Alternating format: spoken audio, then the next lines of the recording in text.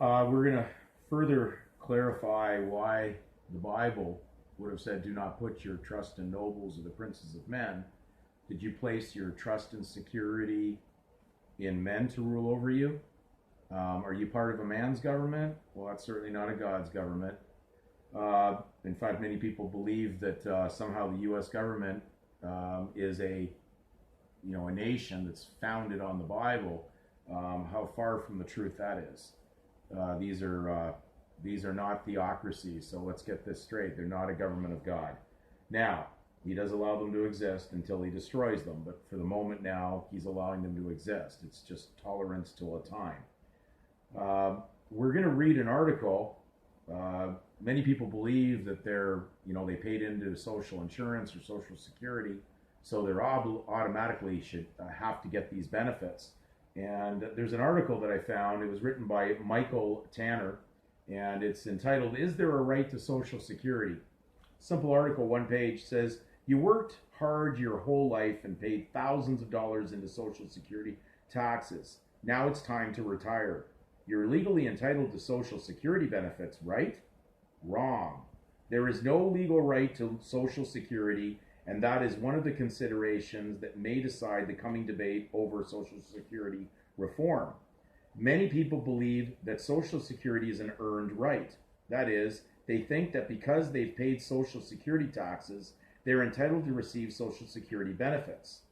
The government encourages that belief by referring to Social Security taxes as contributions, as in the Federal Insurance Contribution Act. However, in the 1960 case of Fleming versus Nestor, the U.S. Supreme Court ruled that workers have no legally binding contractual rights to their Social Security benefits, and that those benefits can be cut or even eliminated at any time. Ephraim Nestor was a Bulgarian immigrant who came to the United States in 1918 and paid Social Security taxes, and from 1936, the year the system began operating, until he retired in 1955. A year after he retired, Nestor was deported for having been a member of the Communist Party in the 1930s.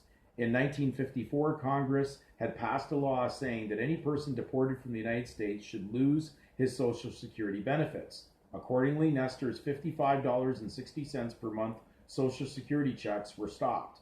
Nestor sued, claiming that because he had paid Social Security taxes, he had a right to Social Security benefits. The Supreme Court disagreed, saying, to engraft upon the Social Security system a concept of accrued property rights would deprive it of the flexibility and boldness in adjustment to ever-changing conditions which it demands. The court went on to say, it is apparent that the non-contractual interest of an employee covered by the Social Security Act cannot be soundly analogized to that of the holder of an annuity whose right to benefits is bottomed on his contractual premium payments. The court's decision was not surprising. In an earlier case, Heverling versus Davis, 1937, the court had ruled that Social Security was not a contributory insurance program, saying the proceeds of both the employee and the employer taxes are to be paid into the Treasury like any other internal revenue generally, and are not earmarked in any way. In other words, Social Security is not an insurance program at all. It is simply a payroll tax on one side and a welfare program on the other. Your Social Security benefits are always subject to the whim of 535 politicians in Washington.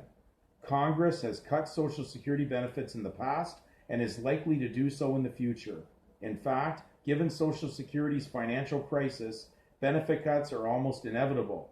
Several proposals to cut benefits from increasing the retirement age to means testing are already being debated. In contrast, under a privatized Social Security system, workers would have full property rights in their retirement accounts.